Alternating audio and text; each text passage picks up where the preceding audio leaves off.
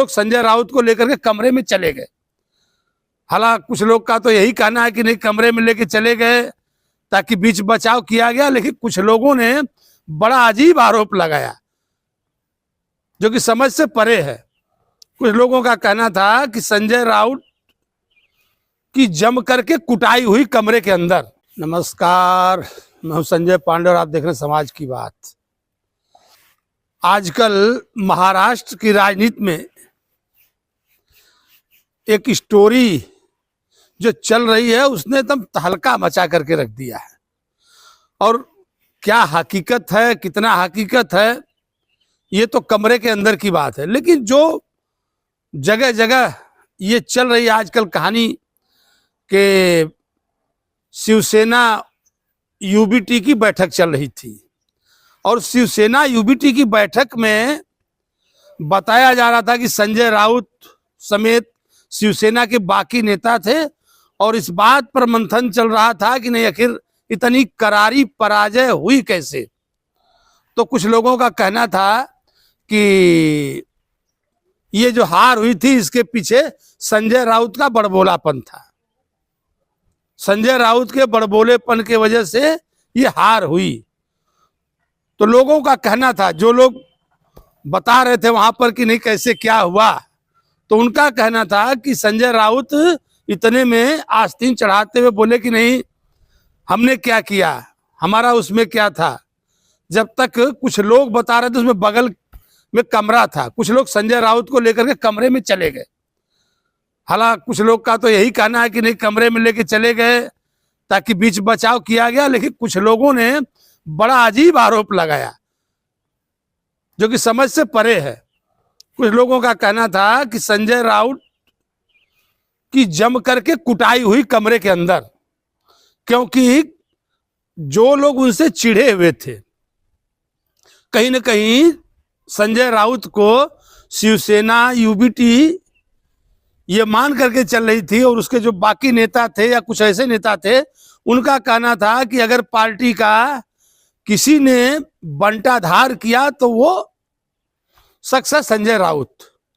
और पार्टी के काफी लोग संजय राउत से चिढ़े हुए हैं। आपको मैं पीछे याद दिला दूं कि कैसे जब बीजेपी और तब की शिवसेना में गठबंधन नहीं हो पाया था, सरकार इलेक्शन में आने के बावजूद, इलेक्शन जीतने के बावजूद भी सरकार नहीं बन पाई थी और शिवसेना जा करके एमबीए में शामिल हो गई थी। और उन्होंने तो कहीं ना कहीं ये जो सारी गणित चली थी, तो उसके सूत्रधार कह लीजिए या उसके जनक कह लीजिए, कहीं ना कहीं संजय राउत थे, जो कि उद्धव ठाकरे और शरद पवार के बीच में जो सेतु का काम कर रहे थे, वो कहीं ना कहीं संजय राउत थे। और आप देखें संजय राउत के डेली बयान, मीडिया पर डेली बयान, कोई ना कोई बयान संजय राउत के आते ही रहते थे, रोज एक नए बयान। और शायद इन्हीं बातों के वजह से जब शिवसेना टूटी या शिवसेना में बिखरा हुआ, तो उसके बाद भी संजय राउत के बयान आते रहते थे। और लोगों का मानना था, जो शिवसेना यूबीटी के नेता थे, उनका कहना था कि संजय राउत के वजह से ही पार्टी हार गई, या अगर पार्टी टूटी भी तो संजय राउत के चलते ही पार्टी टूट गई। जबकि संजय राउत अगर देखा जाए तो जो इलेक्शन, जब महाराष्ट्र के इलेक्शन थे तो टिकट बंटवारे में भी उनका बहुत बड़ा रोल था। किसको टिकट मिले किसको ना टिकट मिले, इसके चलते करीब अगर देखा जाए तो भिवंडी के अंदर के कुछ ऐसे नेता थे जो टिकट के लिए संजय राउत के यहाँ चक्कर लगा रहे थे और संजय राउत ने उनसे मिलने से मना कर दिया था। संजय राउत ने, सूत्रों द्वारा ये जानकारी मिली थी कि संजय राउत ने उनसे मिलने से मना कर दिया था और लोगों को पार्टी से दूर जाना पड़ा था। तो कहीं ना कहीं क्या इस बात में कोई सच्चाई है?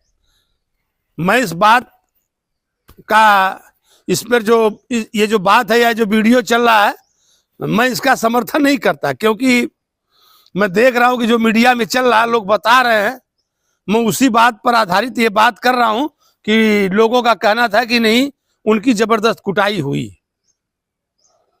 तो वो तो अंदर की बात थी, अंदर की बात वही लोग जाने। लेकिन इसका खंडन भी नहीं आया। अगर देखा जाए तो संजय राउत की तरफ से या शिवसेना पार्टी की तरफ से इसका कोई ऐसा खंडन नहीं है कि ये बात गलत है, ऐसा कुछ नहीं हुआ था। ये बात भी निकल करके सामने नहीं आई। तो कितनी हकीकत है और कितना फसाना है ये तो वहां से सफाई आने के बाद ही मालूम पड़ेगा। लेकिन आगे आगे देखते रहिए कि राजनीति में जीतने के बाद तो सब भला भला होता है और हारने के बाद कितनी कला होती है ये आगे चल करके समझ में आएगा। और फिर मैं अपने अगले किसी और वीडियो में मिलूंगा, तब तक के लिए धन्यवाद।